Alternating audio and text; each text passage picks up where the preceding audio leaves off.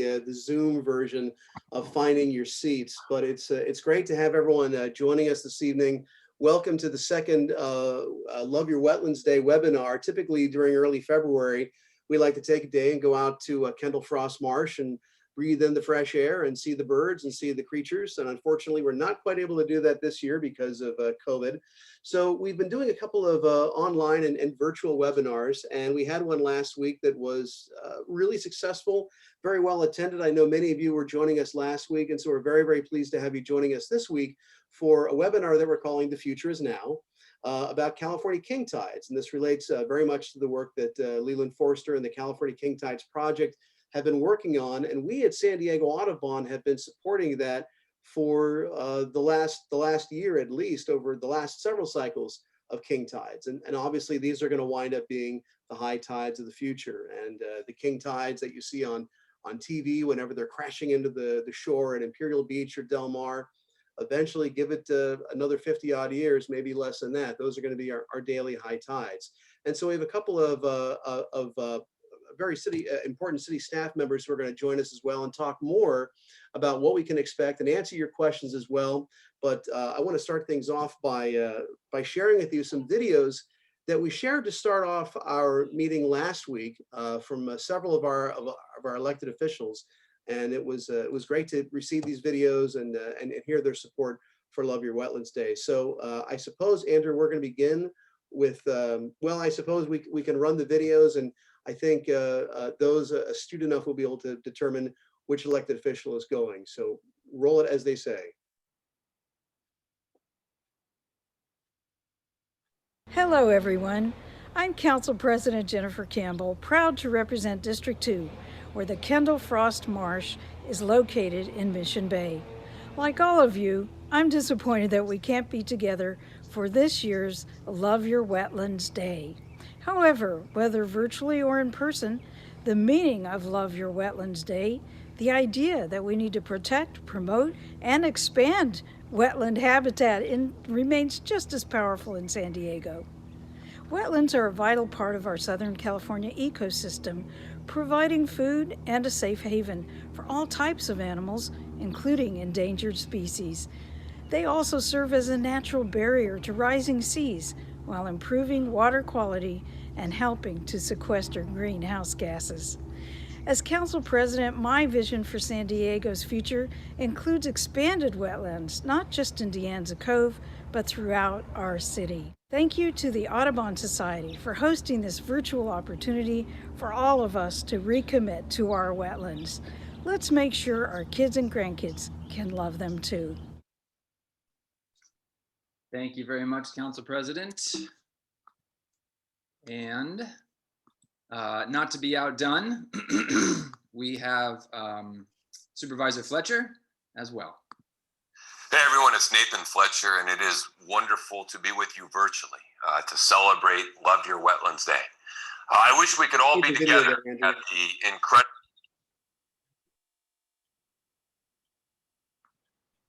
Got it. Okay, I'll share it. I guess it's worth sharing, so I guess I will. Okay, here we go.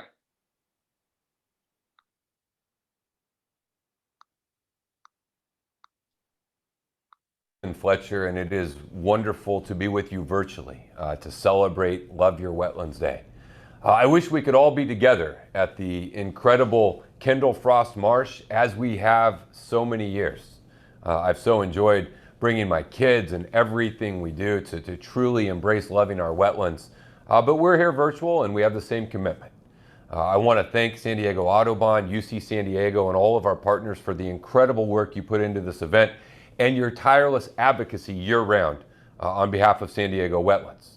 Wetlands have the unique position of being both extremely vulnerable to climate change and an important part of our toolkit to fight it. We know climate change will fundamentally remake San Diego and our coastlines, including our wetlands. I also know that Mission Bay historically had 4,000 acres of wetlands. It's now down to just 66 acres in the northeast part of the bay. We need wetland restoration to help expand this important habitat in Mission Bay, which is why I support the coalition effort to rewild Mission Bay. When arguing for the restoration of wetlands, we've traditionally focused on protecting wildlife and adapting to the climate crisis. But as time goes on, we learn more and more about how efficient wetlands are at sequestering carbon. I'm so proud that this important research on the carbon capturing ability of wetlands is happening right here in San Diego County. Scientists are currently studying how much carbon coastal wetlands can capture and how we can restore wetlands in a way to pull even more carbon out of the environment. We are following this research closely, and we want to integrate healthy wetlands as a critical part of our climate action plan and meeting our county's new zero carbon goals. I am proud as chair of the Board of Supervisors that we have recently taken bold action to tackle climate change. We will continue to protect the environment and incentivize the real sequestration benefits from habitat restoration. I know that with everything we're doing, there's always more to do, and our focus will continue to be forward, bold, and aggressive. Thank you for the invitation to celebrate Love Your Wetlands Day, and I can't wait to see you next year in person in Mission Bay. I love our wetlands in San Diego County. I want to help support their conservation and preservation, and I'm incredibly proud to be your ally in that effort. Thank you. Thank you, Supervisor Fletcher. Very kind words. Absolutely. Nathan, last year at Love Your Wetlands Day, as it was concluding, we were at a couple of different locations around Kendall Frost Marsh and stopped by at the Crown Point area. Nathan was wrapping up kayaking with his kids. It was wonderful to see them pulling it out of the water and just having a great day on the water and on the bay. So I believe we have one more clip, Andrew, is that correct? Indeed. That's right. Here we go. Supervisor Fletcher, the new chair of the Board of Supervisors, was only one of the big changes that happened in the most recent election. The other one is that we got a new mayor to the city of San Diego, and here is Mayor Gloria. Hello, I'm Todd Gloria, Mayor of the City of San Diego. Thank you for participating in today's webinar. Your presence here tells me that you care deeply about San Diego and preserving our natural places. This is something we have in common. We have a chance to lay out a new vision for preserving what remains of our natural wetlands in Mission Bay.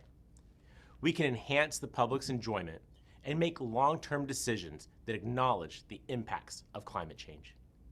This year specifically, we have exciting opportunities to advance environmental stewardship. We will complete a major update to the city's climate action plan, establish a climate resilience plan, add an environmental justice element to our general plan, and bring forward a climate equity fund. As we do this work, we'll reaffirm the value of existing and restored natural habitats. These are not only wonderful places for residents and visitors to enjoy, they also perform crucial functions such as filtering water, absorbing storm surges, sequestering carbon, and enhancing our resilience to future climate change impacts such as sea level rise. We must treat our wetlands as critical infrastructure. They're also a part of our local history, especially for our indigenous communities, who must be empowered in these processes.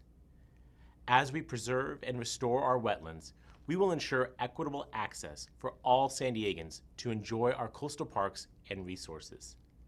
That's how we will build a San Diego for all of us. Thank you again for being here. I hope you enjoy the rest of the event. Take care and be well. Thank you very much, Mayor Todd Gloria. Very nice to hear from the mayor regarding our Love Your Wetlands Day virtual event. Again, it's wonderful to have you here. My name is Tommy Howe. We have a couple of guests joining us from the city of San Diego, as well as Leland Foerster as well with the California King Tides Project. But I'd like to turn it over right now to Andrew Meyer, who is the a project director at Rewild Mission Bay and also the conservation director at San Diego Audubon, and also my boss. Andrew, I turn it over to you. You have the floor, my friend. Thank you, Tommy, and good evening to everybody. Thanks again for joining us. Hopefully it's many of the same faces as last week, as Tommy mentioned. Yeah, great opportunity for us to talk about King Tides with several of the planners at the city of San Diego who are working on this critical, important issue. And with Leland Foerster, who is our guest this evening and has been working on a really awesome project that we have to share with you. So Leland and I have been friends for 2 years or so at least, but Leland's time in San Diego goes way back. He was a photography professor, photography instructor at UCSD. He has some great stories about many of the projects that he's done to share photography and to share the art of photography with people throughout San Diego, down into Baja.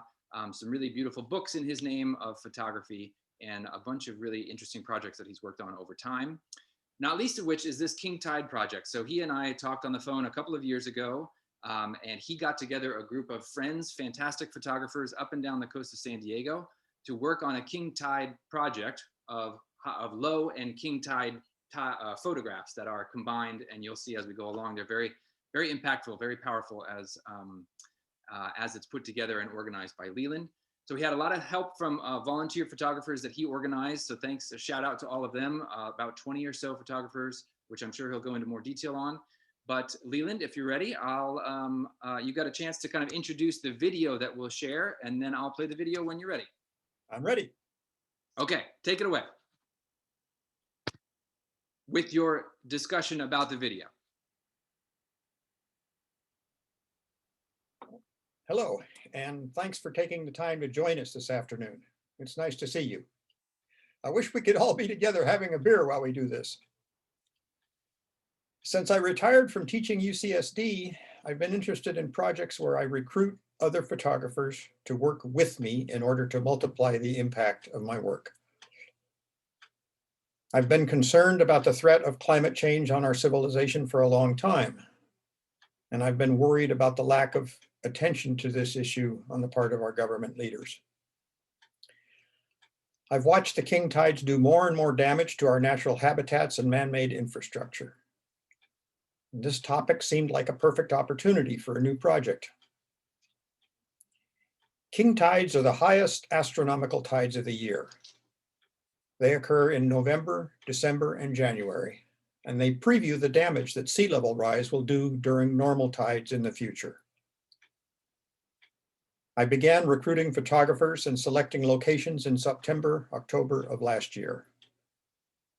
The Scripps Institution of Oceanography and the California Coastal Commission helped me with location scouting and selection.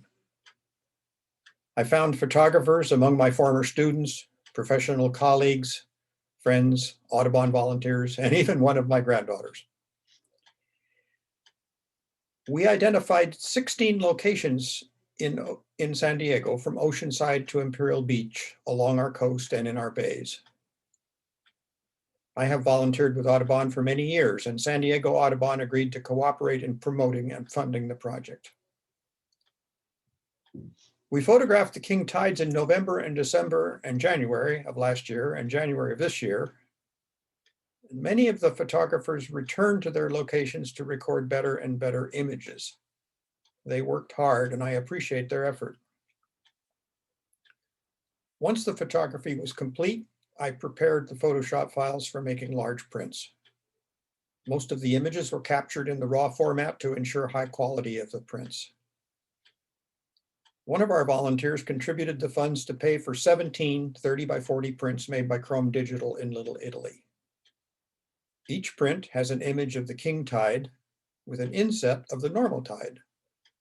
The prints have captions and photo credits.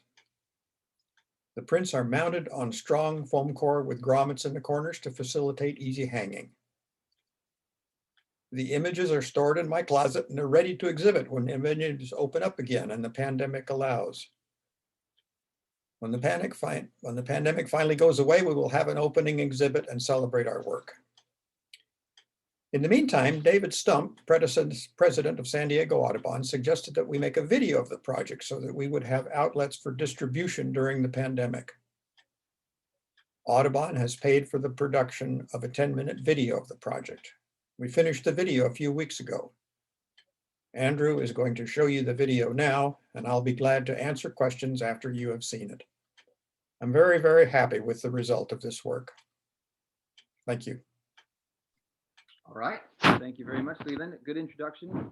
And I'm not sure if Tommy or I mentioned this yet, but Julia and Heidi and Leland will be around for questions after Julia and Heidi's presentation. So if you have questions about where the photographs were taken, the process that Leland went through, or the partners that he worked with, you can, I'm sure he'd be happy to talk some more about it towards the end of the webinar. So I'll share the video.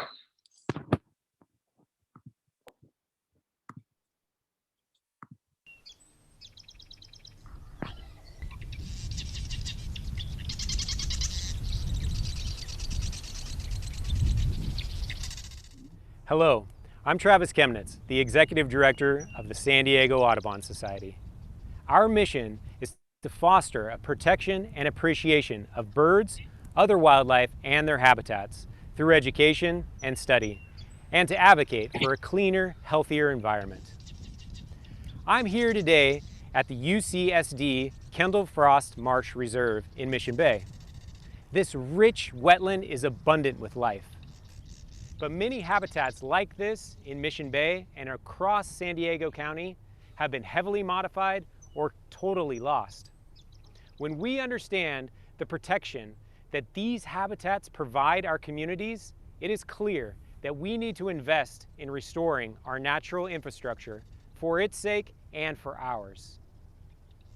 King tides, the highest tides of the year, forecast a new devastating norm that we will have to face with sea level rise. When habitats like this are completely submerged and birds and other wildlife are forced to find new habitats or they're completely lost. And the protection that our coastal wetlands provide, from storms to pollution to saltwater to the rising sea levels, will all be lost. The research on the climate crisis is clear. An overwhelming majority of reputable scientists around the world agree that human activity, predominantly the burning of fossil fuels, is causing this change. The cost of inaction far outweighs the cost of action. Hello, I'm Nigella Hilgarth. I'm on the coast in La Jolla. From 2002 to 2014, I was the Executive Director at the Birch Aquarium at Scripps Institution of Oceanography. Scripps scientists predict that rising seas, in combination with El Nino events, high tides, and severe storms, will lead to extreme flooding around San Diego.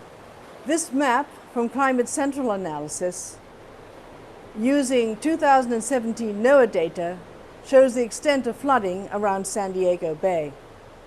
If we do little to curb carbon dioxide emissions, flooding will be more severe as polar ice caps continue to melt into the ocean. The impact and expense of rising seas on our coasts will be enormous. Hello, I'm Leland Foerster, the leader of the King Tide Project. You're going to see photographs made by 18 volunteer photographers all along our coastline and in our bays, from Oceanside to Imperial Beach. I think you'll recognize some of these places. These photos, paired as low tide and king tide examples, show how king tides are affecting our shorelines now and how normal tides will be affecting these same places in the future as sea levels rise. The Oceanside strand is right next to the beach, south of the Oceanside Pier. When high waves break onto the street, homes are threatened and property values will be lowered.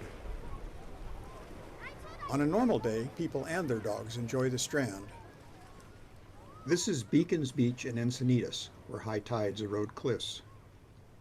3 people were killed by falling rocks near here in August of 2019. Nearby, at Seaside Beach, high waves are cracking cliffs below homes. There are other places in North County where the effects of high water are particularly dramatic. This is a king tide at Dog Beach in Del Mar.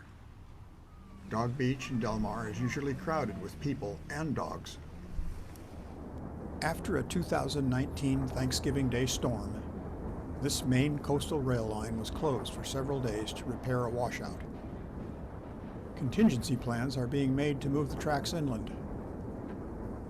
You can clearly see the problem from a drone view of the cliffs and the waves below. The path under the coast highway at Torrey Pines State Beach is completely flooded during a king tide. On a normal day, the path is well used. The stairs at the end of the beach trail in Torrey Pines State Reserve are flooded with corrosive salt water during a king tide. Recent repairs cost the taxpayers thousands of dollars. The trail and the stairs are used by many people on a normal day. Along the seashore in La Jolla and around Mission Bay, there are already places where high sea levels are causing damage to natural habitat and infrastructure. King tides cause expensive damage on the Hoya shores. This restaurant spent thousands of dollars installing aquarium glass to protect their dining room. On a normal day, hundreds of cars and people come down Coast Boulevard into the cove in La Jolla. However, when the waves get near the sidewalk and the road, traffic is disrupted. People go to Wind and Sea Beach to enjoy the ocean during winter, spring, summer, and fall. No celebrations here when the high waves pound in. The UCSD Kendall Frost Marsh is a diverse and rich habitat. When the tides are normal, the natural world thrives in this remnant marsh. All of Mission Bay used to look like this, with wetland and mudflat habitats. However, when king tides flood the marsh, there's no place for birds to feed, rest, or raise their chicks. San Diego Audubon and the Rewild Coalition are advocating for the wildest wetland restoration in this small portion of Mission Bay. Projections show that without a big investment in restoring this habitat now, it will disappear entirely from Mission Bay by the year 2100. On the pedestrian and bike path in West Mission Bay, the city is putting up temporary sand berms to protect homes. However, as high water broaches the sand berms, housing prices will fall. The Ocean Beach Pier is often closed when waves are high. How much longer can the pier survive the pounding? All along the San Diego coastline, there are roads and streets threatened by sea level rise. Sunset Cliffs Boulevard in Ocean Beach is a clear example. The cost of protecting and eventually moving these streets is very high. In the South Bay, there are other striking examples of the threat posed by sea level rise. The San Diego National Wildlife Refuge in South Bay is one of our region's most valuable natural habitats. During normal tides, it provides feeding and resting grounds for abundant wildlife. When a king tide floods the marsh, there's no place for wildlife to breed, feed, or rest. The city of Imperial Beach is at risk for severe damage from sea level rise. Sand berms will not hold the water back. Hi, my name is Elizabeth Faulkner. I took the king tide photos of the Kendall Frost Marsh from Campland. I just graduated from Mission Bay High School. My generation must live in the world that we inherit from you and our parents. We cannot continue burning up resources and throwing away garbage the way we do now. We must convince people in government that climate change is real and that it's caused by greenhouse gases put into the atmosphere by humans. We must create a sustainable and safe environment for humans and nature. Please take personal responsibility to promote rigorous action to combat climate change. Thank you.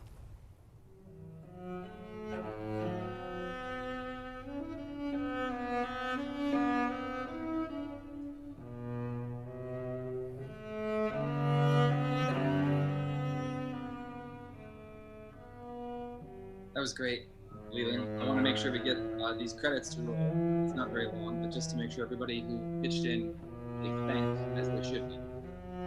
And that's a nice kick in the pants from Elizabeth Faulkner there at the end from the Mission Bay High School that we all can and need to be doing a lot of work on this issue.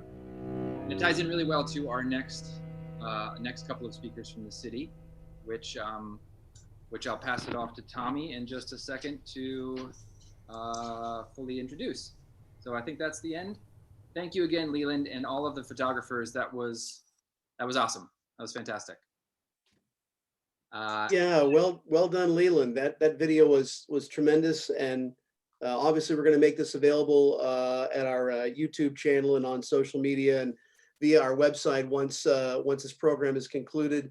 Thank you, Andrew, and thank you, Leland. And like we said, Leland will be sticking around and joining us for the Q&A portion of the program, which will get underway after Heidi and Julia speak. Just to be clear, we do have a shelf life here. We do have some time. We do have some individuals who need to get kids to bed. So we're aiming to be wrapped up by about 7:45, if everyone can be so kind.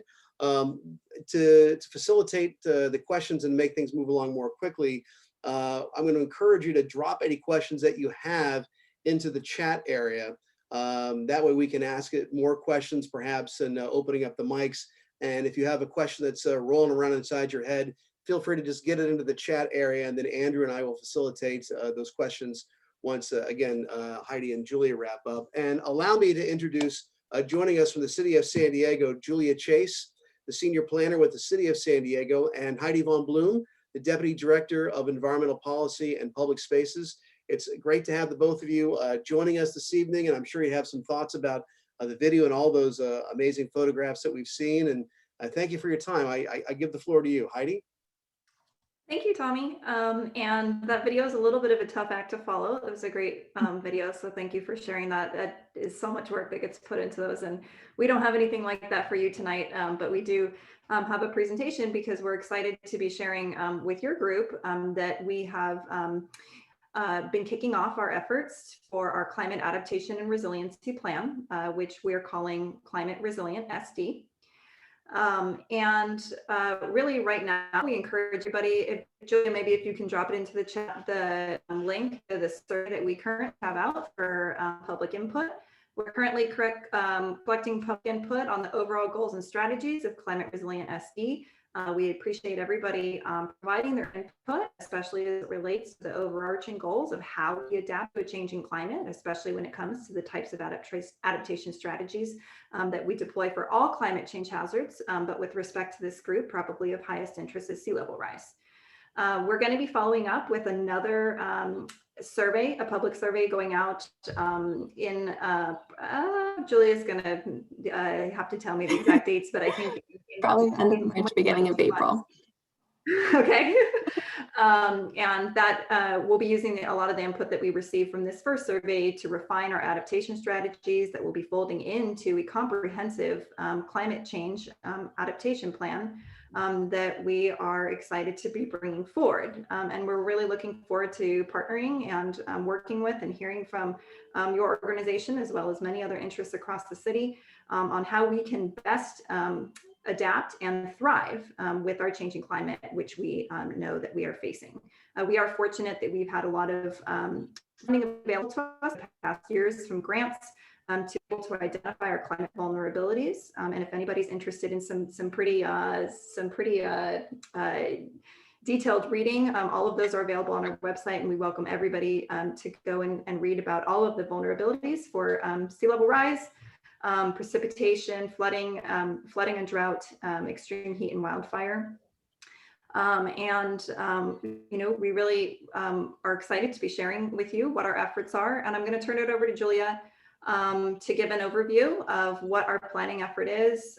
This is really a plan so that the city can be proactive when it comes to adapting to climate change, rather than reacting every time we see the types of examples that were displayed on that last video that we watched. So I'm going to turn it over to Julia, and we'll be here afterwards to take some questions from everybody. So thank you, Julia. Great, thanks, Heidi. As Heidi mentioned, I'm Julia Chase. I'm a senior planner and the project manager for Climate Resilient SD, which is our comprehensive climate adaptation and resiliency plan. Before we dive too much into that, I want to start with a couple of definitions and just distinctions. So when we think about carbon emissions and greenhouse gas emissions, that's really what mitigation addresses. So mitigation focuses on reducing our greenhouse gas emissions to avoid the worst potential impacts of climate change and to reduce future impacts. That is addressed through our climate action plan, and that's done through measures such as reducing car travel, reducing energy usage in buildings, and using more renewable energy. When we're talking about adaptation, we're really looking at planning for and adjusting to the environmental changes that are already underway. We know that even if we stopped all of our emissions today, we would still experience impacts from climate change. So it's really important to have that adaptation focus too. Adaptation focuses, again, on just changing behaviors to minimize the impacts that we'll see from climate change. And then just one more definition is resilience. Resilience is our capacity to adapt, recover, and thrive with a changing climate. And there's just a small distinction here between resilience and adaptation. Adaptation, when we use that, we're talking more about preserving existing resources, while resiliency really looks at our ability to emerge better. So not just to bounce back to where we were, but to move forward, to bounce forward. In the overall planning context, Climate Resilient SD really starts with our climate action plan that was adopted in 2015. Strategy 5 of the climate action plan identified the need for a standalone adaptation plan. Based off of that, we completed multiple climate change vulnerability assessments. Those are really technical documents that will inform the Climate Resilient SD planning effort. And as we bring forward Climate Resilient SD, we will also be updating our general plan safety element, which will incorporate the plan into our general plan. Throughout this entire process, stakeholder engagement and working with the communities is really important to the city to make sure that we are involving them in the planning process and that we're really hearing voices. So the first step for the Climate Resilient SD planning effort was to identify what the primary climate change hazards are for San Diego.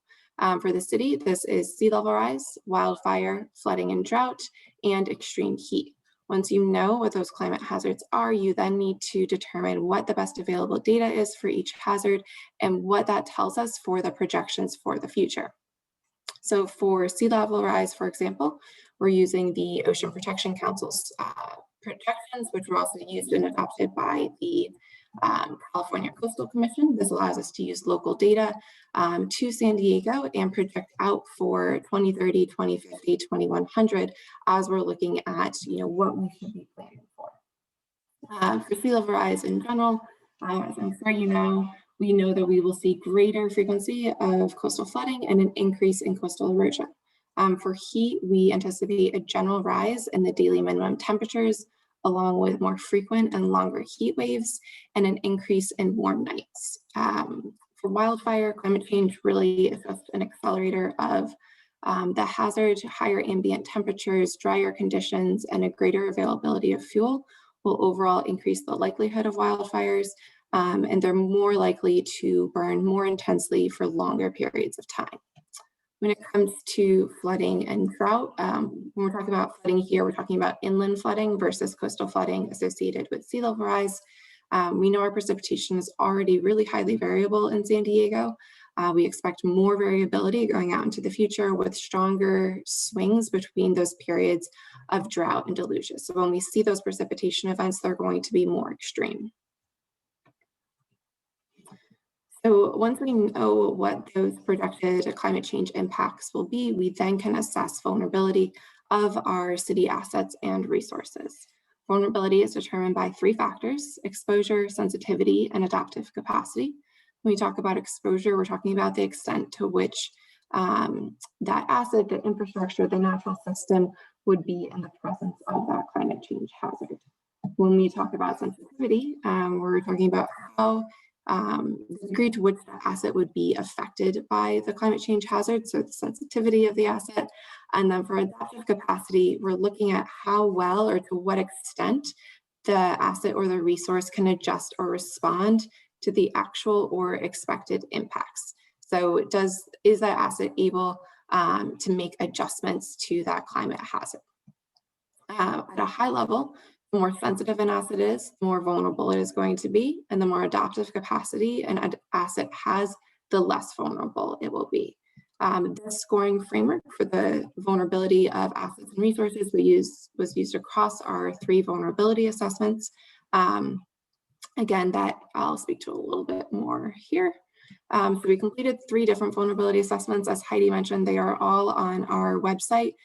They are kind of dense and technical, but we do have a higher level I would say generally more enjoyable read. That is a brochure of the citywide climate change hazard vulnerability assessment. These assessments really help us look at where we're going to see the greatest risk to the city, to our assets and to our resources, and what are the best candidates for implementation of adaptation strategies. So AB 691 state lands was one that was looking just at our public trust lands. This looked at the impacts of sea level rise, including financial estimates, and what we could potentially see for both natural and built resources within the granted lands. Because the granted lands are not the entirety of our coastline, we also completed, with funding from the Coastal Commission, a sea level rise vulnerability assessment that looked at critical asset vulnerability to coastal flooding and coastal erosion.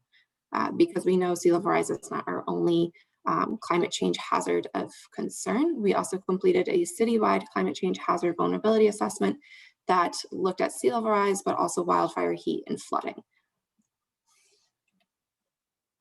So with the completion of the vulnerability assessments, again, they're really kind of a technical risk document that tells us where is there that greatest risk within the city.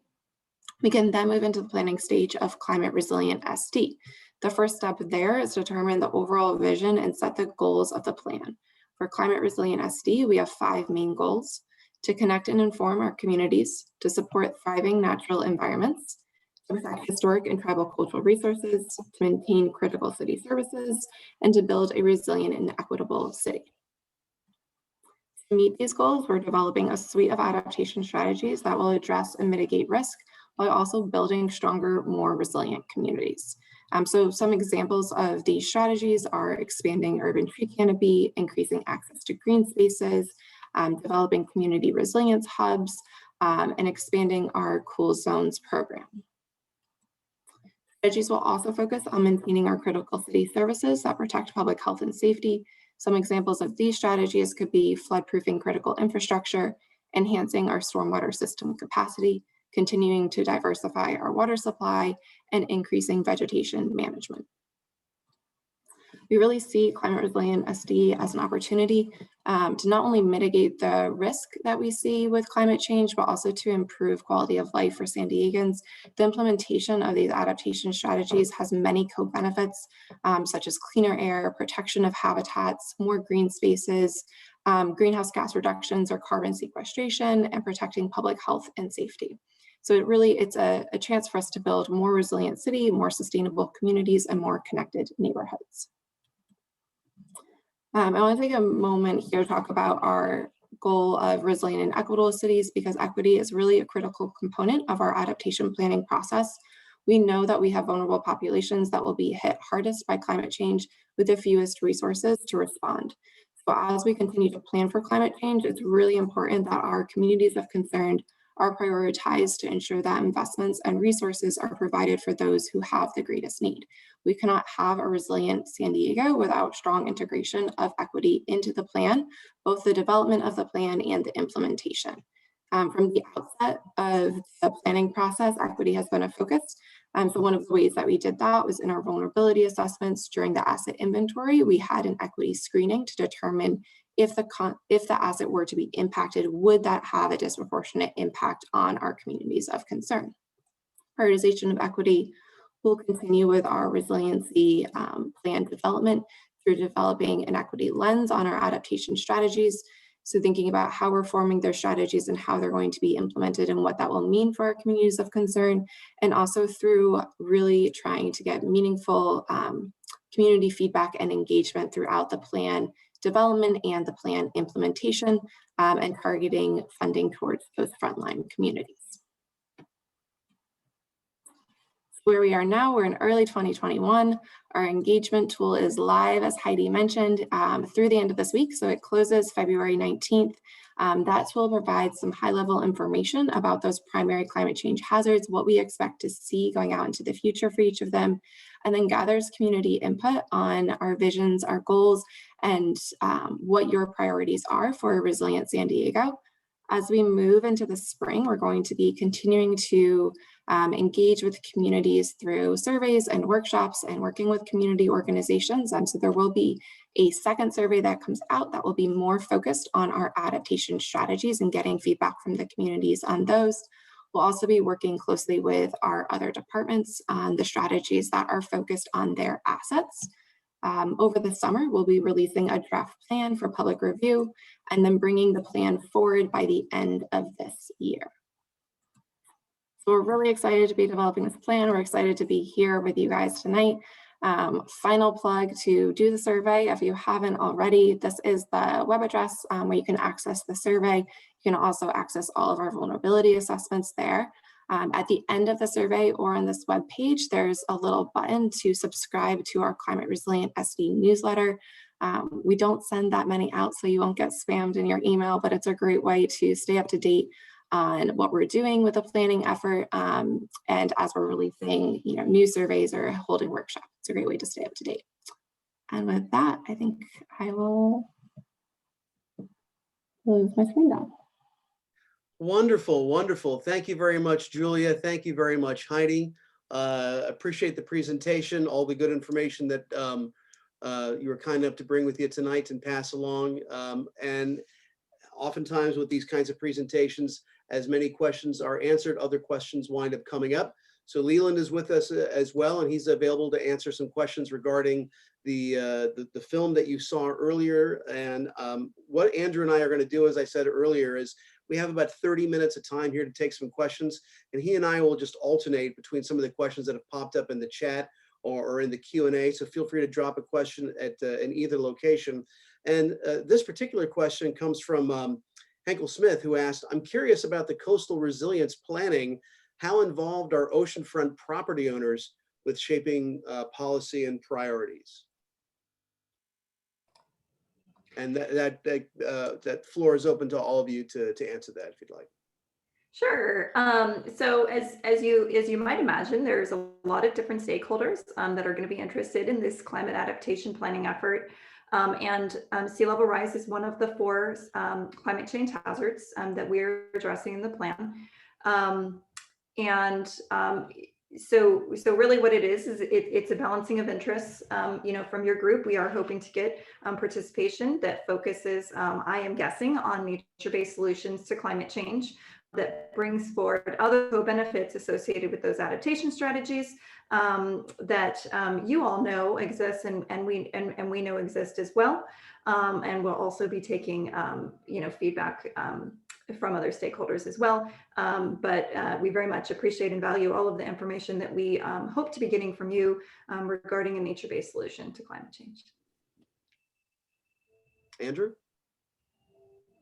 Yes, thanks Heidi. So one of the questions that came up in the Q&A was one that I was thinking as well, from Heather Henter, who works at the Kendall Frost Marsh Reserve, Executive Director of the NRS there. She asked about, Julia, you had a slide up there about mitigation versus adaptation. It was really kind of easy to understand what fit into where, but your mitigation component was about reducing greenhouse gas emissions. Obviously, the major component to that, but what about sequestering more? So is there an option, or what about the mitigation value of habitats, natural habitats, that are sequestering carbon all on their own and not reducing emissions that they're providing, but sucking up some of the emissions that we're all putting out there? So I think that that's a really great example of where the two can blend into each other, and then I'll let Julia talk a little bit more about it. But really, that's exactly the kind of information that we're looking for, is to identify strategies that don't just do one thing, but do many things, accomplish a lot of things. So if we have an adaptation strategy that allows for adaptation from sea level rise, that also has a co-benefit of carbon sequestration to offset the greenhouse gas emissions that are being addressed separately through the city's climate action planning efforts, all the better, right? So again, we really want to hear input from everybody about the different co-benefits that we can get from the different adaptation strategies. Obviously, adaptation strategies provide more benefits at lower costs with less impacts are ones that we want to be incorporating into our plan.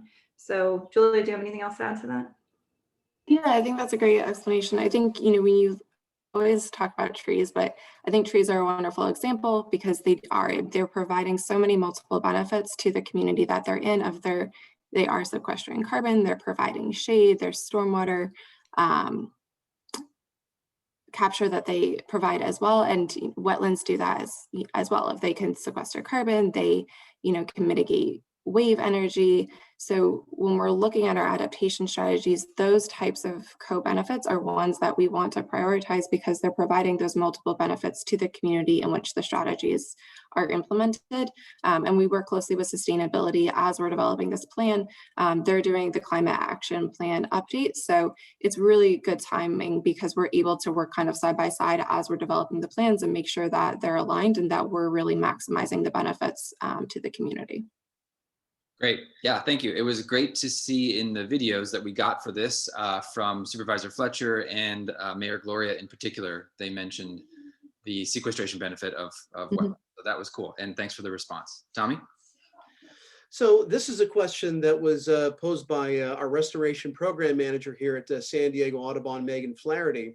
And she does a great deal of restoration work and deals with a number of different agencies. But she asked, how does the city, or how might the city anticipate protecting coastal natural resources in the face of sea level rise, whether it's dunes or nesting habitat? And I think you were sort of addressing that a little bit earlier in one of the earlier questions, but maybe you could dive a little deeper on that one if you could.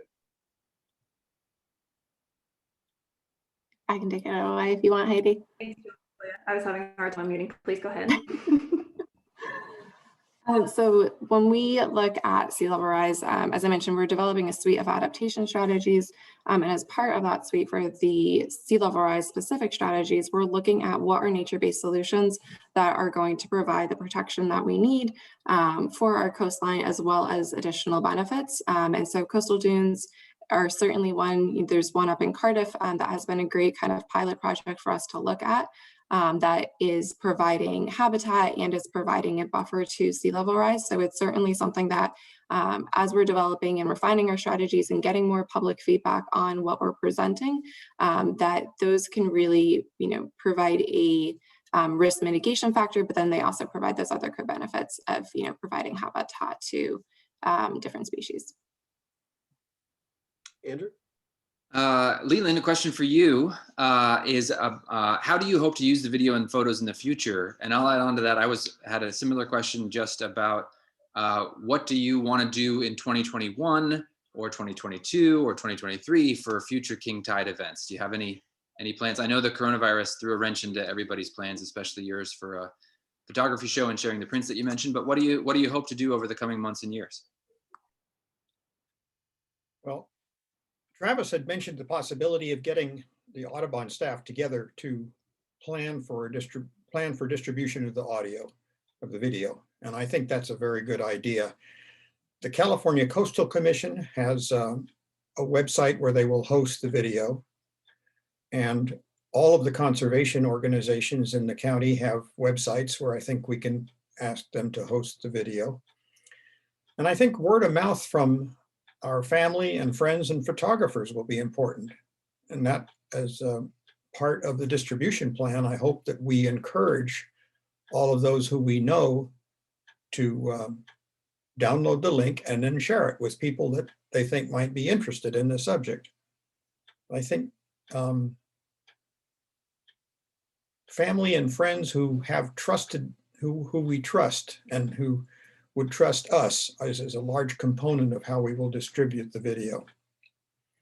And regarding plans for the future, I've been putting off a personal project for a long time, which I think I'd like to get back to. It's called The Near Wild, and it's a series of photographs that I will make about nearby valuable habitats that are worthy of our attention and protection.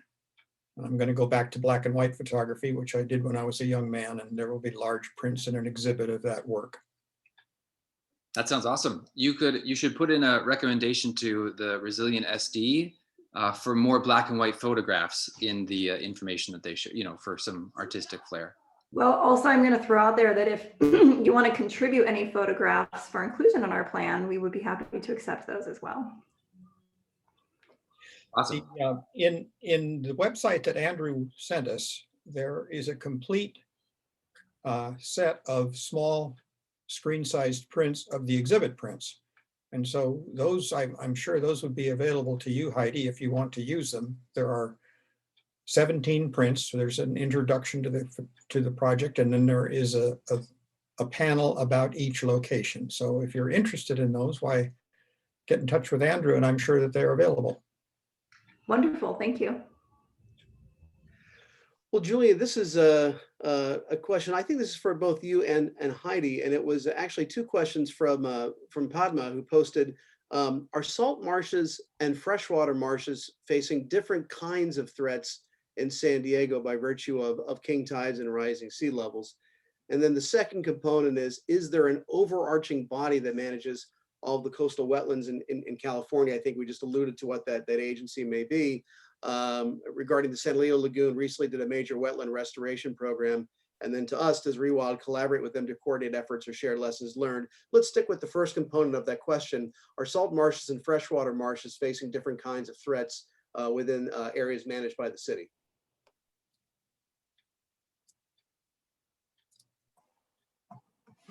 Can you take that, Julia? Yeah, sure. So I think one of the interesting and both difficult things about adaptation is it's very location specific. So it's every location along our coast is going to be slightly different impacts in terms of where the seas are rising, how much, which is, if you go around Mission Bay during a king tide, you'll see, extreme flooding in certain areas and not flooding in other areas. So I think as kind of a blanket statement, I would say it's difficult to say, generally, are they experiencing different kinds of threats? I think we know that sea level rise is certainly something that is going to impact these habitats, and that when we're planning for the future, we need to make sure that we're looking at each location for its unique characteristics, and that the strategies that we implement there speak to that location, whether it's saltwater or freshwater. Thank you. Andrew? Yeah, Julia and Heidi, you've already mentioned a couple of projects that seem to fit the bill here, but one participant was wondering what you consider to be some success projects in terms of resiliency planning and resiliency action that the city has undertaken already. So can you give us an idea of what's going into the plan that's already been seen and people could look at on the ground? Specifically for sea level rise or in general? Well, sea level rise is interesting. I'm sure.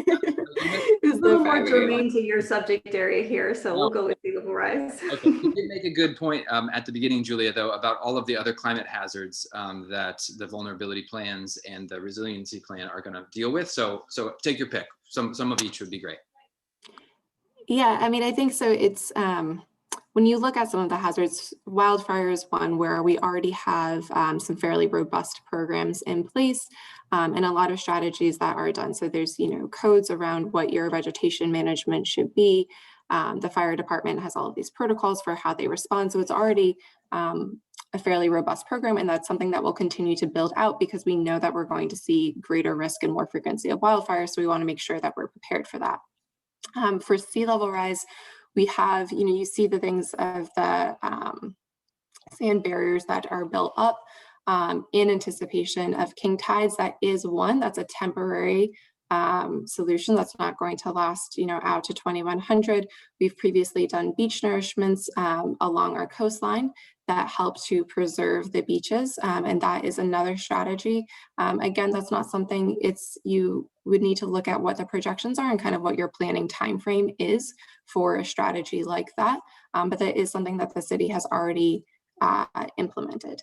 Other strategies that would be nature-based solutions. So dunes was brought up. That's not something that we've implemented yet, but it's something that we're looking at as we develop our plan. And then I want to plug in, that while some of the strategies the city hasn't implemented, That is the purpose of developing this plan, is to provide for the overarching goals and policies on how the city adapts. And if there's a type of adaptation project, in particular a nature-based solution, that could be competitive for state grant funding as well, that even if the city of San Diego were to be the first in the state, that's something that we want to be looking into doing first and leading from our city. Thank you, Heidi. Question from Rick Bates, who asked, you noticed in some of the maps that District 8 from Barrio Logan to San Isidro seem to be the most vulnerable to the impacts of climate change. Could you explain what makes this particular area particularly vulnerable?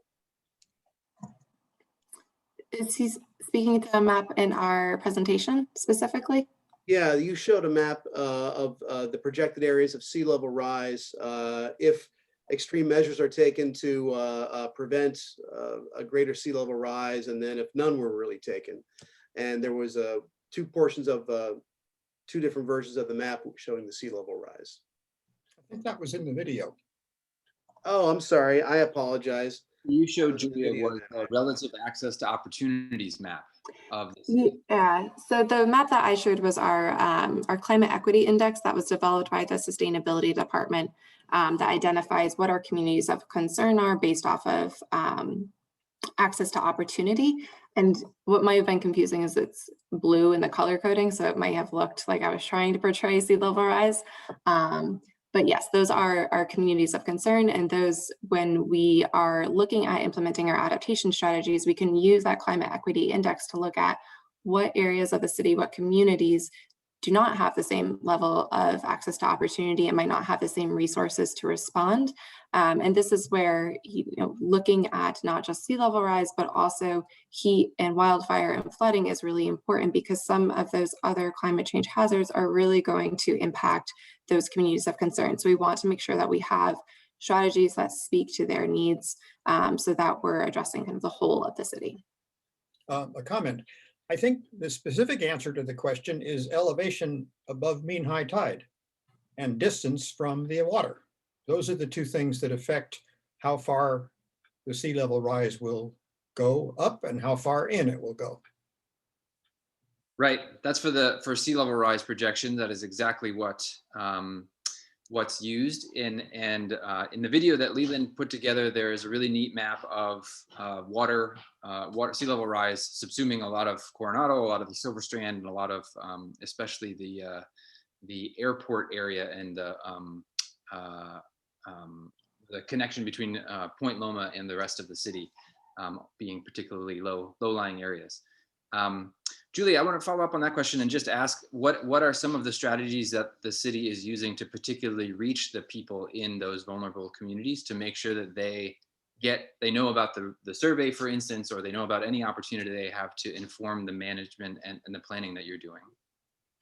That's a great question. So we will be engaging with community-based organizations who will have a better ability to reach those communities and those hard to reach members. We're making sure that we're translating our materials, so our survey is in 5 different languages, so that we're not just putting it out there in a language that might not be someone's first language, and we want to remove that barrier. We don't want language to be a barrier into participation. Similarly, when we host workshops, we're going to make sure that we have a translator for Spanish, so that we're trying to make this as accessible as possible, both the materials themselves, but then also really engaging with community organizations to have them be partners alongside us as we go forward with the planning process. Great. We had a question from Nicole, who wrote, as Mayor Gloria states, our wetlands are key infrastructure, green infrastructure. And as we know, there are many co-benefits with those strategies. To your knowledge, has the city been discussing these climate strategies as part of SANDAG vision, as many of the strategies meet goals for both the city of San Diego and SANDAG, to your knowledge? That's a good question. Yes, we coordinate with SANDAG closely. So they're also doing a lot of resiliency work and on some of their other projects that might have a resiliency aspect, even if it's not the full resiliency plan. We're involved in different working groups with them to make sure that we're all coordinated across the region. So, and also the city participates in a regional working group, and Julia attends regularly, and it's an opportunity for all the agencies in the region to coordinate on their adaptation strategies, because we know that climate change doesn't respect jurisdictional boundaries. Andrew? Yeah, thanks. So there are several questions about other hazards, non-sea level rise hazards. So there is an audience for more, even though that's near and dear to our heart, obviously. But you know, vegetation management. As well. Yes, of course. Yeah, vegetation management, heat effects, those kinds of changes in precipitation all affect obviously birds as well as humans and every other organism. So there's more than just sea level rise. Somebody was asking in particular what the primary hazards were, if you could reiterate those, and how you determined the impact, whether that was dollars per capita or impact to a number of people, or you talked a little bit about what vulnerability means and adaptive capacity and those kinds of things. But in the city of San Diego, why did you pick those 4 hazards, and how do you rate those 4 hazards amongst each other? Sure. I don't know that I would pick a primary hazard among the 4 of them. So our 4 primary hazards are wildfire, extreme heat, sea level rise, and then flooding and drought kind of paired together there. And really this was done with experts to look at what are we seeing for the region. So there are certain there are other hazards that might be covered under our hazard mitigation plan. So our hazard mitigation plan would look at things like earthquakes. It's not that that isn't a concern for the city of San Diego, but that's something that's covered by our hazard mitigation plan. So for this, we're literally looking at climate change driven hazards and what is going to be most impactful for the city. And then the vulnerability scoring, where I talked about exposure, sensitivity, and adaptive capacity, that's taken asset class by asset class. So if we were looking at a city asset like storm drains, we would look specifically at that asset and say, are they exposed to flooding? Are they exposed to wildfire? If they are, how sensitive is that asset to wildfire? So you might anticipate that a storm drain would be less sensitive to wildfire than maybe an open space habitat, because if it's exposed, then you're going to see greater impact or greater damage to that asset based off of exposure. So it would be more sensitive. And then for adaptive capacity, an asset, say, that is movable or that can shift its location is going to have greater adaptive capacity, because if a hazard were to emerge in place, that asset would be able to shift its location and maybe still be able to function in the way that it was before. An asset that is immovable then would have a lower adaptive capacity. So that was done as we did the vulnerability assessment. That's for each asset type. You have to look at it individually to score that vulnerability. And then you would say, it's all written out in the vulnerability assessment, but based off of the sensitivity, the exposure, and the adaptive capacity, what they scored for each of those, it then gets a low, a medium, or a high vulnerability ranking. Thank you. So it's about 7:35 now. We'll take a few more questions and then we'll start wrapping up in a couple of minutes. And you know, often when we talk about king tides and rising sea levels, one of the issues that comes up is this idea of managed retreat. And it's something that a lot of coastal communities are having to take a very, very serious look at as time goes on. So I don't know how much this particular question may fall into your purview, Julie and Heidi, but Elizabeth asked, is there any public relations or educational effort by the city that you know of to make the point that sea level rise is going to happen, is a fact of life, and that means that population will have to move inland in some manner sooner rather than later? So I think through this planning effort, we're hoping for it to be educational, and that's something that we really are trying to achieve through our outreach of, not just asking for feedback, but providing context, providing some educational information about what these hazards are and what to expect. So to plug our survey one last time, if you go into our survey, when you're reading through it, we're providing some information about what the science tells us are those projections for each of the hazards, including sea level rise. So we really are trying to pair that as we're moving forward with plan development to provide that education aspect, because that is a critical part in order for people to give us feedback on the plan, but just in general, as we're picking strategies and as we're picking a path forward as a city, you need to know kind of what to expect and what the science tells us.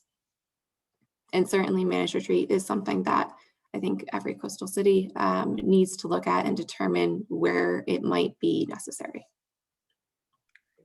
Thank you, Julia. If this is a last chance for me to ask a question, I'll put out there, Leland, that the UCSD NRS put an offer out there to please come take beautiful photographs of their reserves.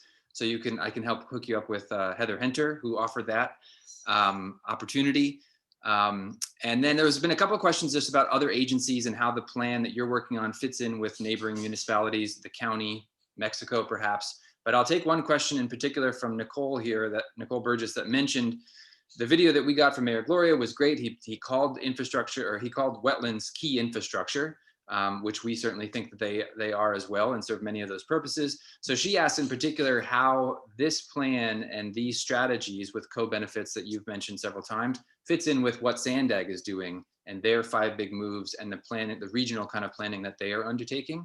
Can you kind of put those two together as best as they will go for us? I can try. So what I say is it's a work in progress. We're both working on kind of our plans and our path forward, but that's why it's really important that we're coordinating with them, both on their resiliency plan, but not just Sandag, but all of the other agencies. So the San Diego Climate Collaborative is a great venue for that, for jurisdictions to come together and have those discussions.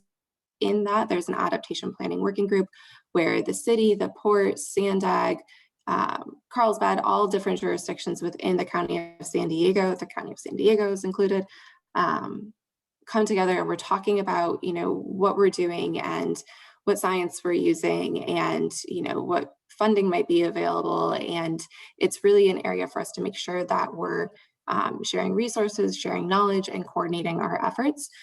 So I think that this question really speaks to that need and just the value of that group and us to be able to continue to coordinate, not just us in Sandag, but us in the entire region. Thank you.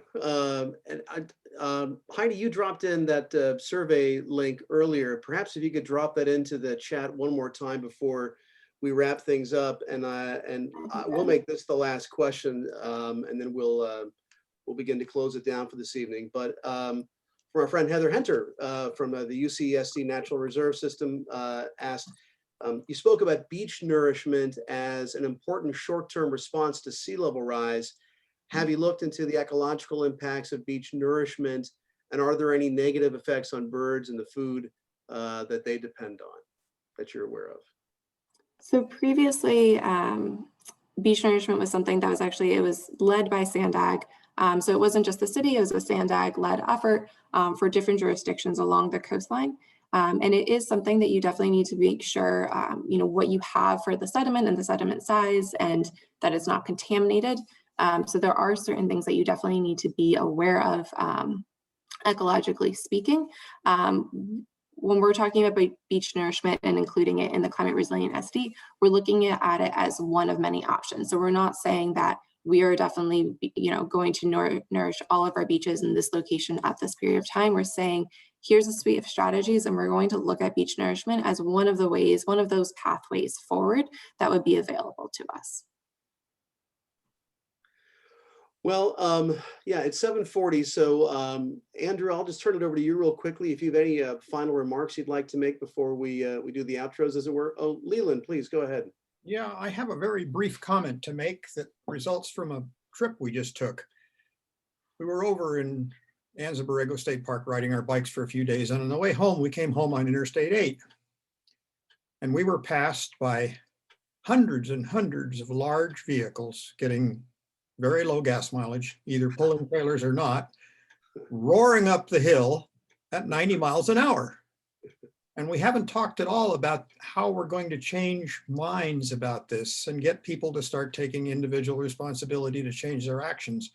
And I think that's the critical element that we need to concentrate on.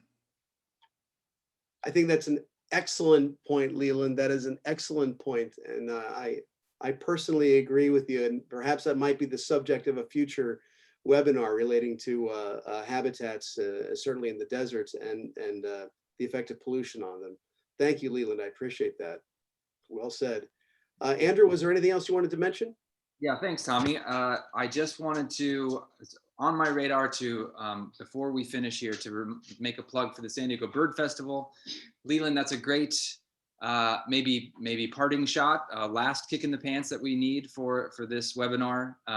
Certainly a lot of it comes down to Julia and Heidi have given us a lot of ways of influencing the municipality, the city, and our neighborhoods and our communities. Certainly there's a lot that falls on our individual shoulders and the choices that we can make and that we have agency to make.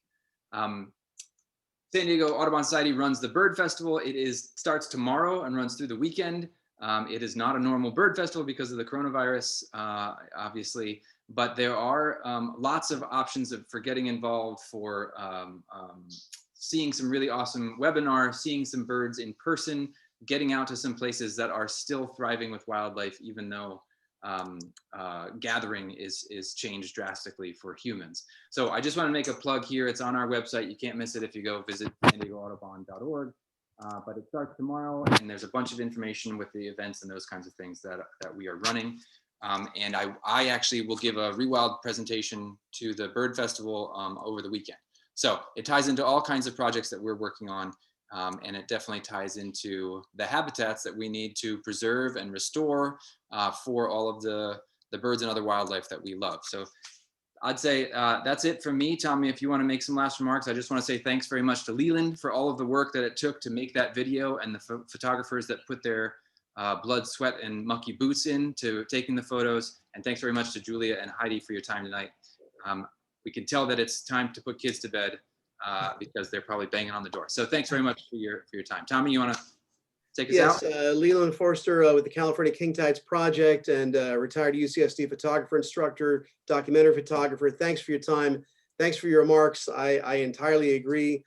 Julia, senior planner with the City of San Diego. Heidi, deputy director with the Environmental Policy and Public Spaces. Thank you, by the way, for dropping that that link in there again one more time. All of this entire presentation will be available online in a couple of days via San Diego Audubon and rewildmissionbay.org. Thank you again for joining us this evening and taking a part of your evening to spend with us talking about this important topic. And we'll talk to you next time. Thanks for your support.